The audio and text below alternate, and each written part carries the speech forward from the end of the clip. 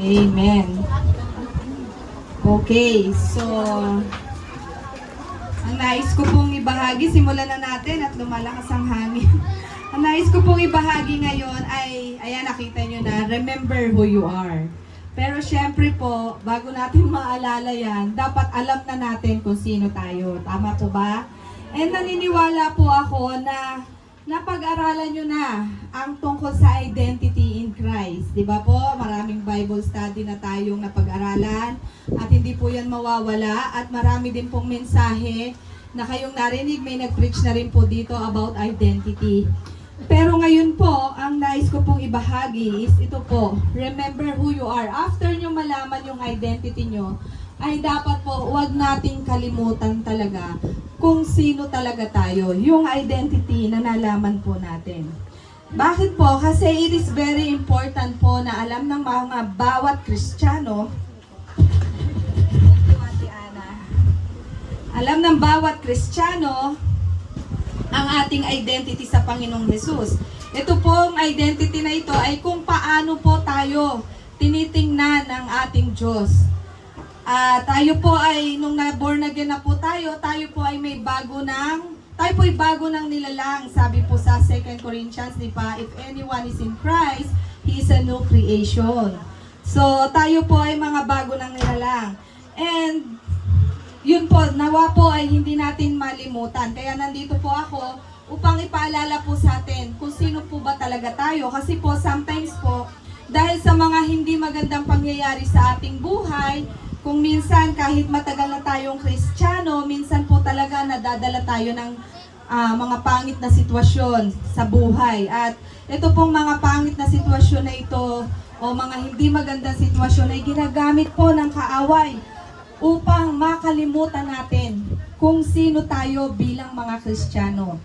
So ngayon, nais pong ipaalala sa atin ng Lord na bago pa man tayo ma-labelan ng mundo, ay nais ng Lord na huwag nating kalimutan kung sino tayo. So yun. Next slide. Sa unang Pedro 2 verse 9, sabi po dyan, ngunit kayo ay isang lahing hinirang, mga saserdoteng naglilingkod sa hari, isang bansang hinirang ng Diyos, bayang pag-aari niya, upang ipahayag ninyo ang mga kahangahangang gawa niya na tumawag sa inyo mula sa kadiliman tungo sa kanyang kamanghamanghang liwanag. Ano nga ba yung identity natin ngayong Kristiyano na ayun. Bali ang verse na to po, mabalik tayo dito sa 1 Peter. Ang context po kasi ng verse na to ay naka-address po itong sulat ni Pablo sa mga mananampalataya na dumaranas po sa persecution. Yung persecution po, yung pag-uusig. Mga dumaranas po sa rejection. Ibig sabihin, hindi sila tinatanggap. Mga sufferings, mga discouragement, nangihina ang loob ng mga mananampalataya, at pangmamaliit ng mga tao dahil sa pagbabahagi nila ng salita ng Diyos. So marami po sa kanila ay nakakaramdam na sila'y walang halaga or worthless dahil inabandon na sila ng kanilang mga ilang kaibigan o kakilala dahil sa kanilang pagpapahayag ng salita ng Diyos. Yun nga po yung dinaranas nila. Kaya sa araw na ito, para po akong si Pedro, na alam ko po bilang mga bagong Kristiyano or kahit matagal na tayong Kristiyano, ay nakakaranas po talaga tayo ng persecution. Tama po ba? Mga pang-uusig na, yan ba ang born again? Yung mga ganong salita. Born again yan, pero ganyan pa rin ang ugali niyan. Diba? Yung mga pang-uusig po yun. Kumbaga, tapos lalayuan ka na. Yung asawa ko po, dati, dami yung tropa. Tapos, nung na-born again, naglayuan na rin. Yung mga barkada niya, sabi, ayun si pastor, dati doktor, ngayon pastor na ang tawag. So, yun, parang inuusig po. So, ngayon, nais po ni Pedro na ipaalala sa atin na tayo ay pinili. Ang sabi ng verse na yan, tayo ay pinili. Tayo ay pag-aari ng Diyos. Tayo ay may layunin. At tinawag tayo ng Diyos mula sa dilim patungo sa liwanag. Sinasabi lang sa atin ni Pedro na wag nating hayaang ang mundo ang mag-define sa atin at patuloy nating alalahanin kung sino po tayo sa Panginoong Hesus. Wait lang po.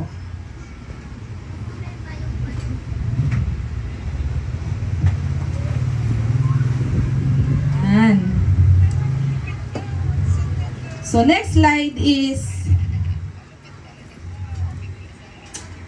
remember your identity in Christ. Ayan na pala.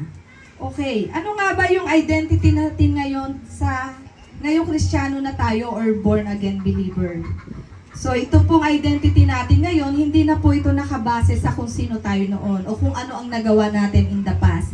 Hindi na po nakabase sa nakaraan natin o sa mga kasalanan o pagkakamali natin ang identity natin. Hindi na po tayo makasalanan kung tingnan ng Diyos. Kung may kasalanan dati, lahat naman tayo nagkasala di ba? Lahat tayo may atraso sa kapwa natin, may atraso sa Diyos. Pero hindi na po tayo makasalanan tingnan ng Diyos. Tayo po'y tinitingnan niya bilang pinatawad. Tayo tinitingnan niya bilang anak niya. Tayo tinitingnan niya bilang magaling na, mayaman na. So yun po. Hindi na tayo talunan, hindi na tayo mahirap o sakitin, hindi na din sa kung paano tayo tingnan ng ibang tao. Tinitingnan tayo ng Diyos bilang mga anak niya na minamahal niya. Amen. Mahal ka ng Diyos, kapatid, at huwag natin kakalimutan yon. Pinatawad ka na, tinubos ka na, pinagaling, pinayaman, at isa ka ng bagong nilalang. Next slide, ang sabi po dyan, you are not defined by your wounds. God define you differently. Ito po ang mga identity na nakasulat po dyan. You are chosen, you are loved, forgiven, redeemed, accepted, called. So madami pa po. Ito ang mga identity natin ngayon na mananampalataya na tayo. So hindi dapat nag-iiba ang pagtingin natin sa ating sarili dahil lamang sa pangit na pangyayari sa ating buhay. Halimbawa po si Gideon. Tingnan niyo po si Gideon sa Book of Judges. Sa Judges chapter 6 po siya mababasa. Si Gideon po, ang tingin niya sa kanyang sarili ay mahina. Sabi pa nga niya, siya daw ang pinakamababa sa angkan ng lahi niya. Imaginin mo kung gaano kababa ang tingin ni Gideon sa sarili niya. Pero ano ang tawag sa kanya ng Diyos? Sabi niya, kasi sabi doon po sa verse na yon sa chapter 6, hindi ko maalala kung anong verse, pero sabi niya, sabi ng anghel na lumapit sa kanya, kasama mo ang Panginoon. Sabing ganoon, ikaw na matapang na lalaki. Sa English, you mighty man of valor or you mighty warrior. So, yun ang sinabi ng anghel sa kanya, pero ang sabi ni Gideon, siya nga daw ay mahina at siya nga daw ay pinakamababa sa angkan nila. So, ang tingin ng Lord sa kanya ay fearless warrior. Kahit na hindi pa naman siya nakikipaglaban. Wala pa siyang nilalabanan noon, pero yun ang sinasabi ng Panginoon sa kanya. Pansinin nyo kung paano tumingin ang Diyos sa atin. Kung paano niya tayo tingnan, di ba? At naalala ko din yung sarili ko noon Ako po kasi, ang pagkakilala ko sa sarili ko, ako din po ay mahina. Para po akong si Gideons. Ako po ay mahina ang confidence, mababa din ang tingin ko sa sarili noon. Nung di pa ako Kristiyano, kasi bakit naging ganun ang pagtingin ko sa aking sarili? Nakaka-affected po talaga yung mga sinasabi ng tao sa atin. Tama po ba? Lalo na nga kung hindi ka Kristiyano, kung anong sabihin ng tao sa'yo, mapapaisip ka na, ayun ang nakikita nila sa akin, baka totoo nga. Sabi sa akin, ang pangit naman ng batang yan. Sabi po sa akin noon, syempre, wala, ang itim-itim ko, negra. Di ba? Parang tabing dagat. Wala pang mga likas papaya. Nung nauso likas papaya, doon lang ako nag-bloom, pumuti. Siguro hindi nga ako magustuhan ng asawa ko kung nakita niya ako noon. Tapos, ang masakit doon, yung pinaniwalaan mo yung sinabi, na kung tutusin, hindi ka naman talaga ganoong kapangit. Pero pag ang ibang tao na nagsabi sa'yo, parang nawawalan ka na ng ayaw mo na rin tumingin sa salamin. Parang naniniwala ka talaga. So, iba po yung salita, di ba? May power po talaga. So, para ako si Gideon, sabi ko, mahina ako, hindi mo ako mapapagsalita sa ganito. Kahit alam ko yung kakayanan ko, alam ko namang matalino ko, alam ko naman may galing ako, mahusay akong umawit gaya ng mga anak ko. Pero hindi po ako lumaking mga awit. Bakit? Kasi sabi ng nanay ko, sintunado daw ako. Imaginin mo, yung nakaka-apekto po talaga pala sa bata. Kasi ang bata, kung anong sabihin sa kanya, paniniwalaan di ba? So, dala dala ko yun. So, ang baba po ng confidence ko. Pero mula po nang maging Kristiyano ako, sa aking patuloy na pagba-Bible study, personally, pag-aaral ng salita ng Diyos, nabago po yung kaisipan ko. Nalaman ko kung paano ako tingnan ng Panginoon. So, nag-iba, sinasabi sa akin ng Diyos, naalala ko po sa aking pagbabasa na doon ko nakita sa Bible yung purpose ko. Kasi may nabasa ako doon sa Isaiah 40 verse 1. Ang sabi ng, ang nabasa ko po ay Tagalog. Ang salita ng Diyos version na Bible. Ang sabi po doon, palakasin at pag-aanin mo ang loob ng aking mamamayan. So parang tumimo sa puso ko, yung parang mismong bibig ni Lord nangungusap sa akin. Kasi hindi ko na siya nalimutan. Tapos yun nga ang ginawa ko, sabi ko, tapos yung una syempre dududa ko, palakasin mo ang loob ng aking mamamayan, pag-aanin mo ang loob ng aking mamamayan. So paano ko palalakasin? Mahina nga ako. So, di ba, kung gano'n yung pa rin yung pag-iisip ko, magagawa ko po ba yung layunin ng Diyos sa akin? Hindi po. And then sa Lucas 22:32, kinonfirm pa ng Panginoon sa akin. Ang sabi ni Jesus kay Pedro, si Pedro ang kausap niya, sabi niya, Pedro, ipinanalangin kita at na huwag manghina ang iyong pananampalataya. At sa pagbabalik mo, palalakasin mo ang loob ng iyong mga kapatid. Di ba the same? Old Testament, palakasin mo ang loob ng aking mamamayan. Sa New Testament, yung din ang nabasa ko, palakasin mo ang loob ng iyong mga kapatid. Kaya narito po ako tumayo sa harapan ninyo upang palakasin ang loob niyo mga kapatid. At hindi ko po yun magagawa kung ang baba pa rin ang tingin ko sa sarili ko. So dapat, kumbaga sa kabila ng mga naranasan nating pagsubok, sa kabila ng narinig nating masasakit na salita tungkol sa ating sarili, kailangan po, ang piliin nating pakinggan ay kung ano ang sinasabi ng Diyos sa iyo. Kung sino ka sa Kanyang paningin. At yon ang paniwalaan mo upang magbago din ang tingin mo sa sarili mo. So, iba po ang pagtingin ng Diyos sa atin. Kaya dapat iba na ang pagkakakilala nyo sa sarili nyo. Diba? Kasi nagsisimula po yan in the mind. Diba? Kaya nga sabi ng Romans 12:2, na kailangan baguhin na natin ang ating mga kaisipan. Kung ang natanim ay mali sa ating kaisipan, pangit, kailangan po nating baguhin at i-align sa sinasabi ng salita ng Diyos. Next slide, remember your authority as a believer. So kapag po, kung hindi po natin kinakalimutan ang identity natin, hindi rin natin makakalimutan kung ano ang kaya nating gawin sa mga sitwasyon sa ating buhay. Sa Luke 10 verse 19, sabi po doon, you will trample on serpents and scorpions, something like that. Na ito po yung kapangyarihan na ibinigay sa atin ng Panginoong Hesus bilang mga Kristiyano. Binigyan niya tayo ng kapangyarihan at ang kapangyarihan na ito po ay hindi basta-basta. Mababasa po natin yon sa Lucas 10:19, ang kapangyarihan na tapakan ang mga ahas at alakdan. Ibig sabihin ito, lahat ng kapangyarihan po ng demonyo ay tatapakan lang natin at dudurugin ang ating mga paa. Lahat ng gawa po yan ng kaaway. Hindi man lamang po tayo masasaktan. So, ang problema po kasi sa atin, no, kaya tayo parang feeling talunan kasi hindi po natin ginagampanan o hindi po natin nilalakaran yung kapangyarihan na meron tayo bilang mananampalataya. So, kung paniniwalaan natin ito mga kapatid, magkakaroon tayo ng confidence o lakas ng loob na harapin ang anumang pagsubok sa buhay at magbabago po ang paraan ng pakikipaglaban natin sa buhay. Araw-araw po tayong lalakad sa buhay na ito nang may tapang at lakas. Next slide. When you remember who you are in Christ, you will pray differently.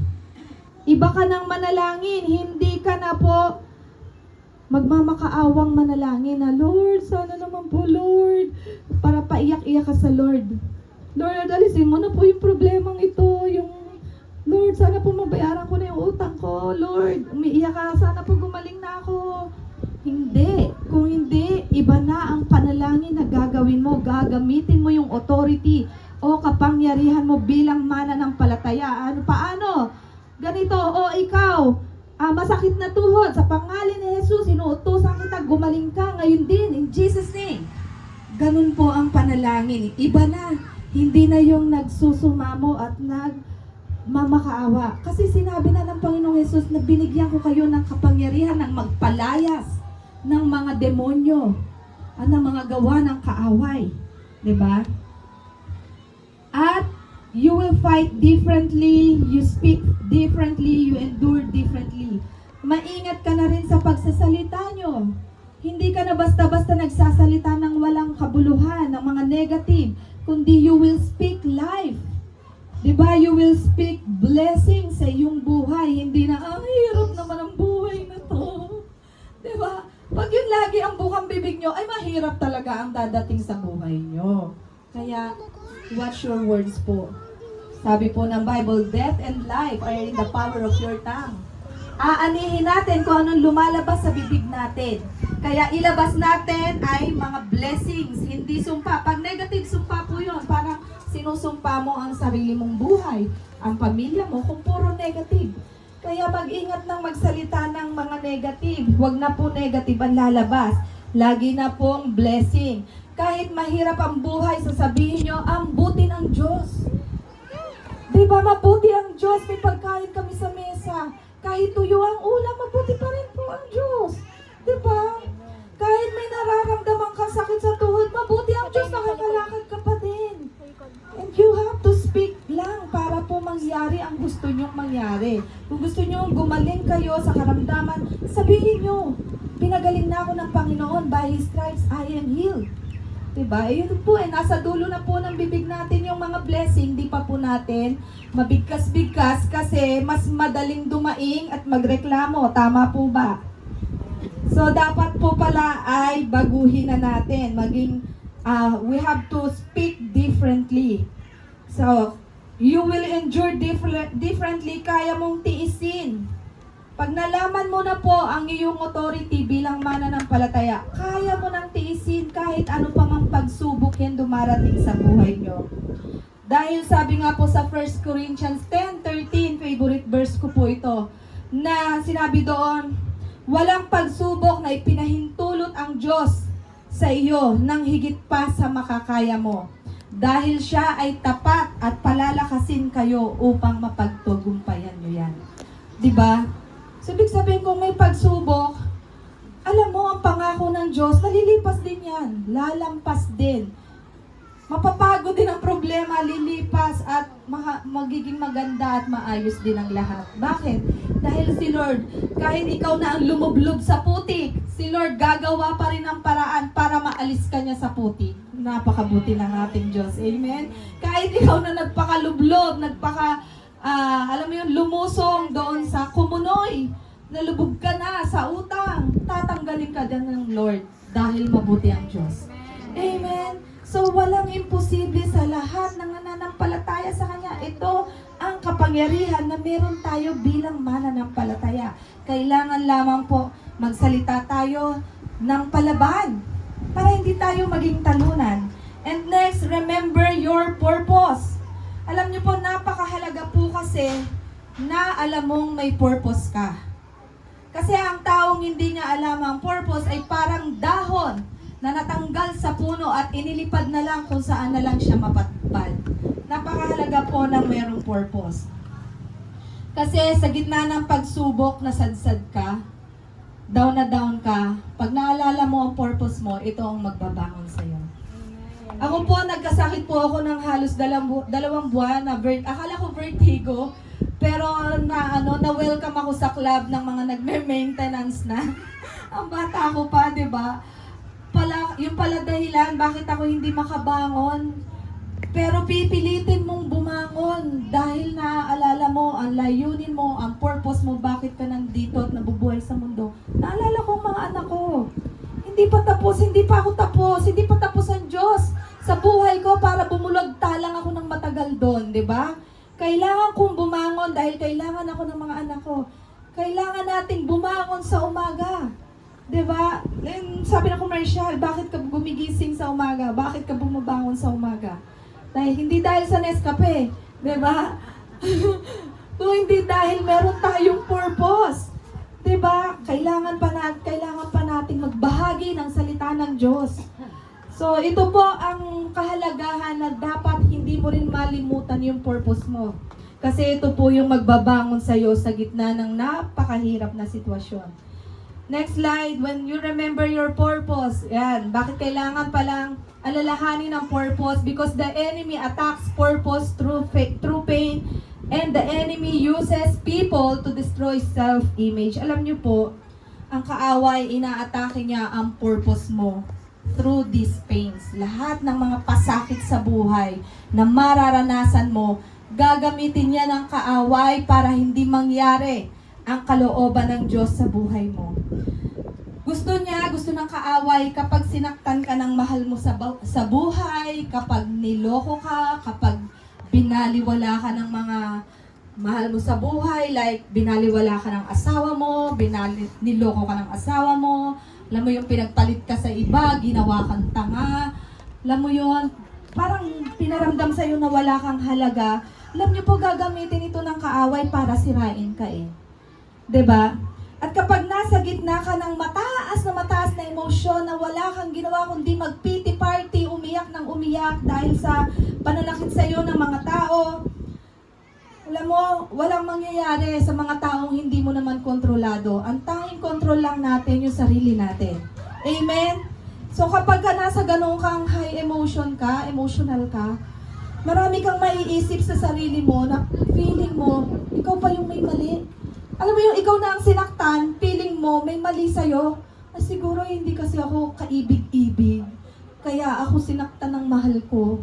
Hindi ako ganun kahalaga. Yan ang maiisip mo, magpipiti party ka. So ibig sabihin, tinitira agad ng kaaway, ginagamit agad ng kaaway yung emosyon, yung sitwasyon mo na nasasaktan ka, na down ka, na problemado ka sa pera. Gagamitin nyo ng kaaway para sirain ka, para hindi ka makarating dun sa purpose mo.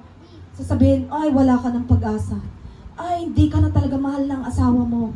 Ay, wala kang silbi sa buhay na to. Mabuti pang wala ka, hindi ka kailangan ng mundong ito. So, yun yung mga ibubulong ng kaaway. Sinasamantala po ng kaaway. Ipapasok sa isipan mo, especially pag down na down ka, hurt na hurt ka. Kaya, maging tayo, vigilant. Noon, mapagbantay na kapag nandun tayo sa matinding pagsubok, alalahanin agad natin ang ating identity, ang kapangyarihan na meron tayo at ang layunin ng Diyos sa ating buhay. 'Di ba? Pagka hindi nyo po alam na yung purpose nyo, wala kayong kamalay-malay, tinitake advantage na po ng kaaway yung buhay nyo. Siya na po yung parang nagdadrive sa buhay mo. Magalit ka sa asawa mo. Huwag mo siyang kibuin, murahin mo, bugbugin mo. Di ba? Ganyan po yung naiisip nyo. Bakit mo naiisip yan? Ikaw lang ba talaga yan? O may bumubulong sa isip mo? Pero kung ikaw ay Kristiyano at alam mo kung sino ka sa Panginoong Hesus, hindi ganon ang laban mo. Paano kayo lalaban ng mag-asawa? Yayayain mo ang asawa mo kahit masama loob mo ha. Hindi ko sinasabing maging plastic ka. Hahawakan mo ang kamay ng asawa mo at tatawagin mo siya na halika, mag-pray tayo. Grabe. Nangyari po yun sa amin eh. Kala nyo ba perfect buhay na ang mag-asawa? Hindi. Pag dumadanas kami ng pagsubok, kahit hurt na hurt ako, lalo na ako, nagpipreach ako, gusto akong patigilin ng kaaway sa pagsasalita eh. So ako yung dinudurog niya sa mga pag-iisip ko, kung ano naisip ko. Pero alam mo, na-align ko yung sarili ko sa salita ng Diyos. Hindi ganito dapat ang laban. Ang laban namin, lumuhod kami sa Panginoon bilang mag-asawa. And true enough, mananatili tayong matatag, mananatili tayong malakas, tayong mga mag-asawa. Hindi masisira ng kaaway dahil iba ang paglaban natin. Amen. So, eto hindi na ako lalayo. Alam niyo po ang kaaway, ang gagamitin niya lang naman para sirain tayo yung mahal din natin sa buhay. Tama po ba? Niwala kayo? Kasi kung wala naman silbi sa'yo, o kung wala ka namang pakialam sa tao, hindi ka nagkikare sa tao, kahit ano sabihin niya sa'yo, di mo naman yung papansinin eh.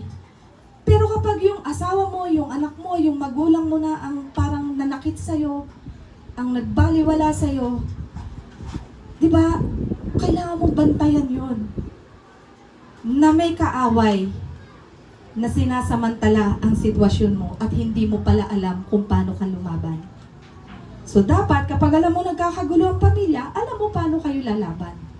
Manatili kayong magkasama, hindi paghihiwalay ang solusyon. Dahil kahit maghiwalay kayo, lalong gugulo. Nagkaroon ng open door, kawawa ang mga anak, 'di ba? So dapat magkasama kayo kasi family, you are a team. Isang team kayo, kumbaga sa basketball, teamwork dapat. Hindi nagkamali ang isa, bahala ka na sa buhay mo. Hindi po ganoon. Okay, ginagamit niya, yon. Kaya alalahanin niyo po lagi kung sino kayo at ano ang purpose niyo. Hindi po yung mga pain o sugat ang totoong kayo. Na dahil nasugatan ka, sinaktan ako, sinabihan ako, wala daw akong kwenta, nasaktan ka. Hindi yung totoo. 'Di ba? Dapat alam mo na hindi yung totoo dahil sabi ng Lord, you are precious to me. 'Di ba? You are like a pearl to me. You are like rubies far. Sabi nga, ang halaga natin ay higit pa sa ruby, sabi sa Proverbs 31. Mga babae. Kaya yan sinasabi ko yan sa sarili ko, ano kung hindi natin yan marinig sa asawa natin? Hindi natin marinig sa ibang tao. Di parinig natin sa sarili natin. Tayo ang magsalita nun sa sarili natin. Amen po ba? Hindi pala tayo dapat laging nahahabag sa ating sarili. Nakaawa-awa naman ako, hindi ako mahal ng asawa ko. Kaawa-awa naman ako, pinabayaan na ako ng mga anak ko. Kaawa-awa naman ako, iniwan ako ng magulang ko. Hindi. Ikaw mismo magsabi na pinagpala ako. Kahit wala ka, kahit iniwan ka ng magulang mo. Pinagpala ako kahit iniwan ka ng asawa mo. Pinagpala pa rin ako kahit wala kang trabaho ngayon. Kasi nananampalataya ka doon sa makapangyarihan Diyos. Dahil ang Diyos ay kasama natin. Gaya ng sabi ng anghel kay Gideon. Sabi ay, sumasayo ang Panginoon, kasama mo ang Panginoon. Diba? So hindi sinasabi sa atin ni Lord kasama niyo ako. Diba? So see yourself the way God sees you. In 1 John 3:1, see what great love the Father has lavished on us, that we should be called children of God. So kailangan makita natin ang sarili natin na anak ng Diyos. Alam niyo ba yung pakiramdam ng maging anak? Sino dito ang anak? Lahat tayo anak, di ba? Sino dito may magulang? Lahat tayo may magulang. Di ba kapag ikaw ay nasa bahay ng magulang mo, ang lahat ng meron dun sa bahay na yun ay sa'yo. Amen? So imaginein mo ang tatay natin, pinakamayaman sa langit at lupa, wala nang hihigit sa kanya. So hindi tayo dapat nalulungkot na kakaawa naman ang buhay namin. Diyos ko, ganito na lang ba ang buhay namin? Hindi kapatid. Mahal ka ng Diyos at tinawag ka niyang anak niya. So kailangan lang, alam mo yung identity mo. Bilang anak ng Diyos, hindi ako mananatiling mahirap. Bilang anak ng Diyos, hindi ako mananatiling may sakit. Bilang anak ng Diyos, hindi ako mananatiling may galit sa puso. Dahil minahal ako ng Diyos, magmamahal din ako. Dahil pinatawad ako ng Diyos, magpapatawad din ako. Amen? Dahil nagagalak ang Diyos sa akin, nagagalak din ako sa buhay ko. Hindi ako nagre-reklamo. See? Next. See yourself the way God sees you. Why? O yan. Stop seeing yourself only through failure because God sees beyond your failures. Huwag mong tingnan ang sarili mo sa mga kabiguan o pagkakamali mo. Dahil kahit na may mga kabiguan ka, hindi ka tinitingnan ng Diyos sa kabiguan mo, kundi sa future mo siya nakatingin. Diba? Alam niyo po, iba po talaga ang pagtingin ng Diyos. Kailangan magkaroon tayo ng lens ng Lord. Yung mata ng Panginoon, magkaroon tayo ng ganoong mata. Kung paano niya tayo tingnan. Ibig sabihin, kung nakikita ni Lord na may sakit ka, hindi nakikita ni Lord. Kung nakikita mo ang sarili mo na may sakit ka, hindi ka nakikita ni Lord na may sakit. Magkaiba, taliwas. Diba tayo kasi, tumitingin tayo in the natural. Ibig sabihin, yung merong 5 senses, nakikita, naririnig, nararamdaman, physical, natural, physical. Pero ang Diyos, spiritual siya tumingin kung ano yung mangyayari in the future na hindi mo pa nakikita. Nakita na ng Diyos. So nakita ng Diyos na magaling ka na. Kaya ka hindi gumaling-galing kasi nakita mo ang sarili mo, may sakit ka. Pero kung may pag-iisip ka na magaling ka na, kahit anong tindi ng na nararamdaman mo, maiaangat mo ang katawan mo. And that's faith. Diba? Yun yung pananampalataya mo eh. So, kasi ganun ka tiningnan ng Diyos. So, diba si Peter, mabalik tayo dyan, diba si Peter, nagkamali siya, nabigo siya, at na-disappoint siya sa sarili niya. Bakit? Kasi dininay niya ang Panginoon. Kasasabi niya lang eh. Sabi niya, Lord, hindi kita, sabi kasi ni Jesus, ipagkakanulo mo ko bago magbukang liwayway, pagkakanulo mo ko ng 3 beses. Sabi ni Pedro, Lord, hindi ko yun gagawin nyo. Gagawin nyo, sasamahan kita hanggang kamatayan. Pero eto na, hinuhuli na si Jesus, takbuhan na sila, lahat ng mga disciples. At nung hinuli na, parang nakatali na si Jesus, may nakakita ng mga tao kay Pedro, nagtatago din si Pedro eh. Sabi, di ba kasamahan mo yan? Ayun na. Sabi niya, hindi ko siya nakikilala. Dininay na. Di ba? So, very disappointed si Peter. At bigong-bigo siya sa nagawa niya. Nag-guilty nga siya eh. Kaya nagtatakbo siya palayo kay Jesus noong si Jesus ay hinuli na. So, di ba si Peter po, nakaranas din siya ng failure. At bawat isa sa atin, parang pag nakakagawa, ewan ko kung ganun kayo, pag nakagawa kayo ng mali, ay lungkot kayo, na parang ang bigat ng loob nyo, na parang, hala, hindi ko na please ang Panginoon. Parang nag-guilty ka, di ba? Pero alam niyo po, si Jesus, kahit na iniwan siya ni Pedro, pinagkanulo siya ni Pedro, tama ba? Pinagkanulo, dininay ni Pedro. Binalikan siya ni Jesus at ni-restore po siya. Diba? At muli siyang ibinalik sa layunin niya ni Pedro. Layunin ni Lord sa buhay ni Pedro. So, ganun din po tayo. Every time nadadapa tayo, ibinabangon tayo ng Panginoon. Tayo ka dyan, anak. Diretso lang. Hindi kita iiwan. Hindi kita hahayaang nakadapa lang dyan, nakalugmok lang dyan. Tumayo ka dyan. Diba? So, mga kabiguan o pagkakamali po ay hindi po tinitingnan ng Panginoon sa ating buhay. Expected na po ni Lord na magkakamali tayo. Hindi na po siya nasusurprise, kaya hindi na siya madidisappoint at hindi na siya maturn off sa atin para talikuran pa tayo. Hindi po, never. Wala sa bokabularyo ng Panginoon na iwanan tayo, ma-turn off siya sa atin kahit anong bigat pa ang pagkakamaling ginawa niyo. Di ba napakasarap ng pag-ibig ng Diyos? Mahal ka pa rin sa kabila ng lahat. So mga kabiguan po ay isang pangyayari. Hindi po ito ang iyong identity. So why is it important to remember who you are? Because if you forget your identity, magiging mahina ka spiritually. Magiging madali kang ma-discourage. Magiging matatakutin ka, insecure, at madali kang maniwala sa mga kasinungalingan. But when you remember who you are, meron kang confidence. Kaya mong lampasan lahat ng pagsubok. Matapang kang mananalangin. Malalabanan mo ang lahat ng atake ng kaaway at magpapatuloy ka sa iyong layunin. Bakit inaatake ng kaaway ang identity natin? Kasi ang identity po natin ay nakakaapekto sa destiny natin. At yon ang tinututulan ng kaaway. Ang marating natin ang destination. Amen? So remember who you are, because when you remember your identity, last slide.